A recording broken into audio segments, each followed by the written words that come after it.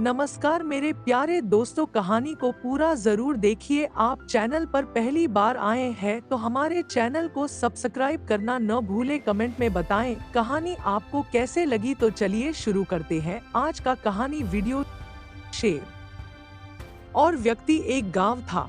उस गांव के रास्ते में बहुत घना जंगल था। जंगल घना होने के कारण तरह तरह के पशु पक्षी जंगल में रहते थे। एक शेर भी रहता था। शेर कभी कभी गांव में घुसकर काफी तहलका मचाता था। इसी वजह से गांव वाले जंगल के रास्ते में एक पिंजड़ा रख दिए थे। रात हुई, सभी अपने अपने घरों के अंदर हो गए। गांव शांत हो गई। तभी शेर उसी रास्ते से गांव की ओर जा रहा था। रास्ते में लगा पिंजड़ा में उसका पैर फंसा और भारी शरीर होने के कारण शेर पिंजड़े में बंद हो गया। अब वह उस पिंजरे में बुरी तरह से फंस चुका था।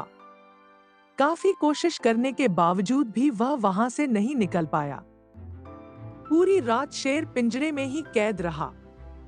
सुबह हुई, कुछ समय बाद उसी रास्ते से गांव में एक व्यक्ति जा रहा था। तभी शेर बोला, ओ भाई। वह व्यक्ति शेर को पिंजरे में देखकर डर गया। शेर को काफी तेज की भूख लगी थी। शेर ने उस व्यक्ति से कहा, मेरी सहायता करो, मुझे बहुत तेज प्यास लगी है, कृपया कुछ पानी पिला दो। व्यक्ति बोला, नहीं, मैं तुम्हारी सहायता नहीं कर सकता। तुम एक मांसाहारी जीव हो, अगर मुझे ही अपना शिकार बना लिए तो। शेर बोला, नहीं भाई, मैं ऐसा नहीं करूंगा। शेर की लाचारी देखकर उस व्यक्ति को शेर पर दया आ गई और वह बगल के तालाब से पानी ले आया और शेर को पानी पिलाया।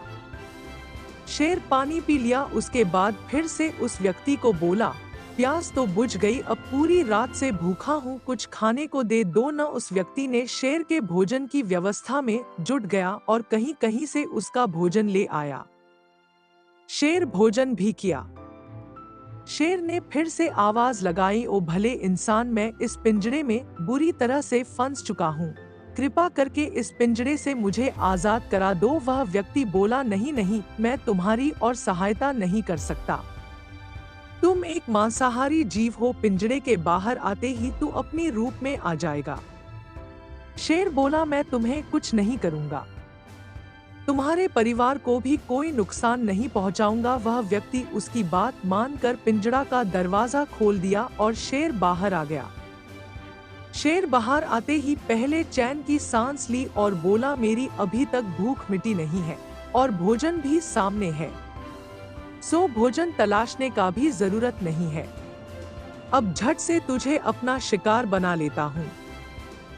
इतना सुन वह व्यक्ति डर से कांपने लगा और बोला, तुम बेईमानी नहीं कर सकते, तुमने पहले ही बोला था कि मैं तुम्हें नहीं खाऊंगा और तुम्हारे परिवार को भी नुकसान नहीं पहुंचाऊंगा, तो अब ऐसा क्यों कर रहे हो? शेर बोला, मैं प्राणी ही उसी तरह का हूँ, मुझे बहुत जोर से भूख लगी है, तो अब कुछ नहीं। संयोग से ये सब घटना पास के एक पेड़ पर बैठे बंदर देख रहा था। शेर और उस व्यक्ति में बहस चल ही रही थी, तभी बीच में से बंदर बोल पड़ा, क्या बात है, क्या बहस हो रही है? उस व्यक्ति ने बंदर को सारी बात बताई।